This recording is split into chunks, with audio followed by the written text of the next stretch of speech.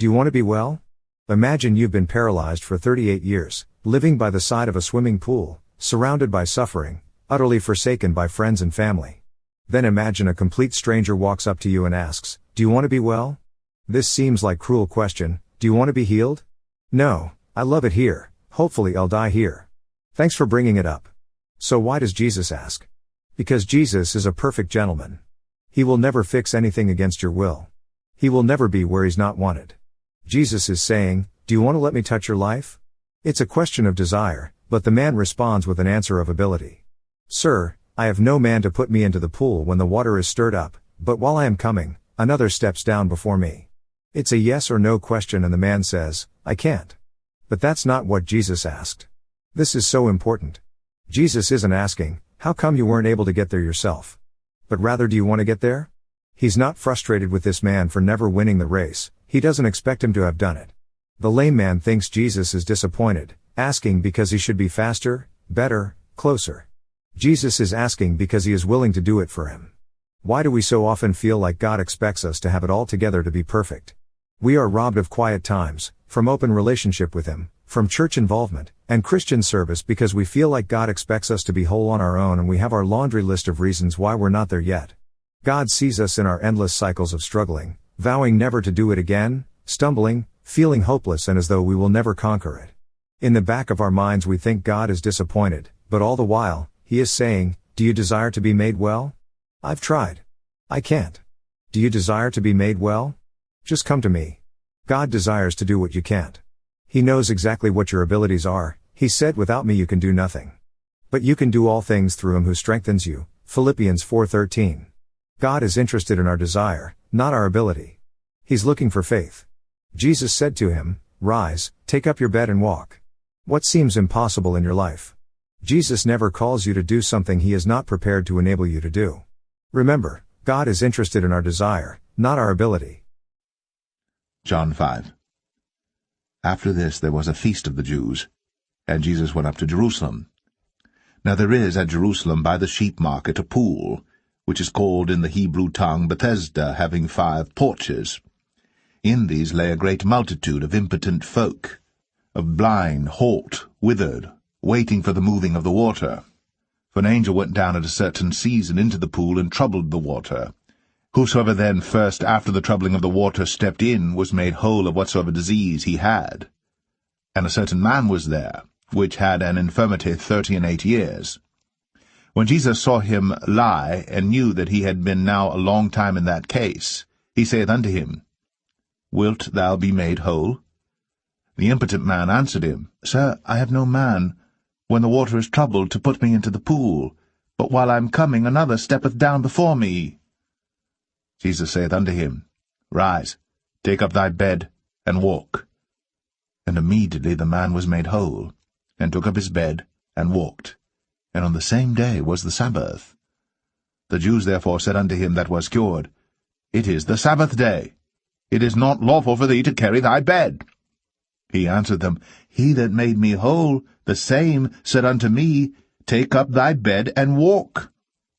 Then asked they him, What man is that which said unto thee, Take up thy bed, and walk? And he that was healed wist not who it was, for Jesus had conveyed himself away, a multitude being in that place. Afterward Jesus findeth him in the temple, and said unto him, Behold, thou art made whole, sin no more, lest a worse thing come unto thee. The man departed, and told the Jews that it was Jesus which had made him whole. And therefore did the Jews persecute Jesus, and sought to slay him, because he had done these things on the Sabbath day. But Jesus answered them, My Father worketh hitherto, and I work. Therefore the Jews sought the more to kill him, because he not only had broken the Sabbath, but said also that God was his Father, making himself equal with God. Then answered Jesus and said unto them, Verily, verily, I say unto you, the Son can do nothing of himself, but what he seeth the Father do. For what things soever he doeth, these also doeth the Son likewise.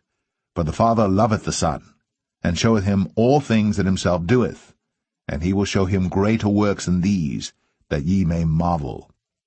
For as the Father raiseth up the dead, and quickeneth them, even so the Son quickeneth whom he will.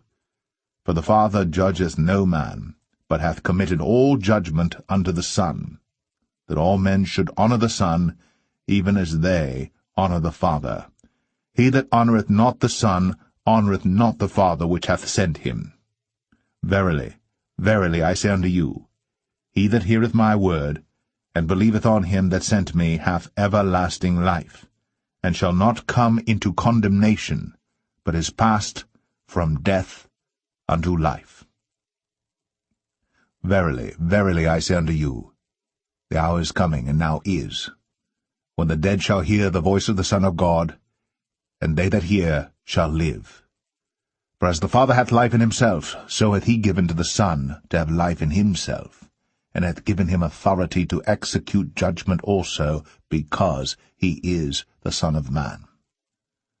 Marvel not at this, for the hour is coming, in the which all that are in the graves shall hear his voice, and shall come forth, they that have done good, unto the resurrection of life, and they that have done evil, unto the resurrection of damnation.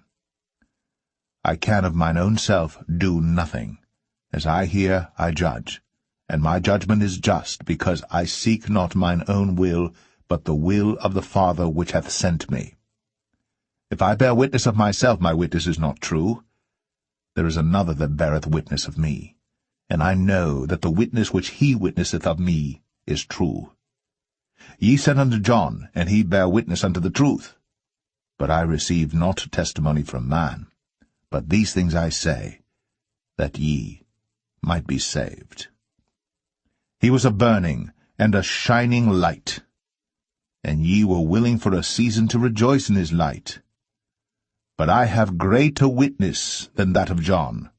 For the works which the Father hath given me to finish, the same works that I do, bear witness of me that the Father hath sent me. And the Father himself which hath sent me hath borne witness of me. Ye have neither heard his voice at any time, nor seen his shape. And ye have not his word abiding in you. For whom he hath sent, him ye believe not.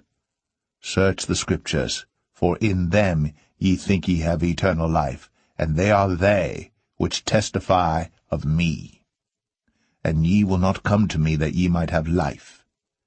I receive not honour from men, but I know you, that ye have not the love of God in you. I am come in my Father's name, and ye receive me not. If another shall come in his own name, him ye will receive. How can ye believe which receive honour one of another, and seek not the honour that cometh from God only? Do not think that I will accuse you to the Father. There is one that accuseth you, even Moses, in whom ye trust. For had ye believed Moses, ye would have believed me, for he wrote of me.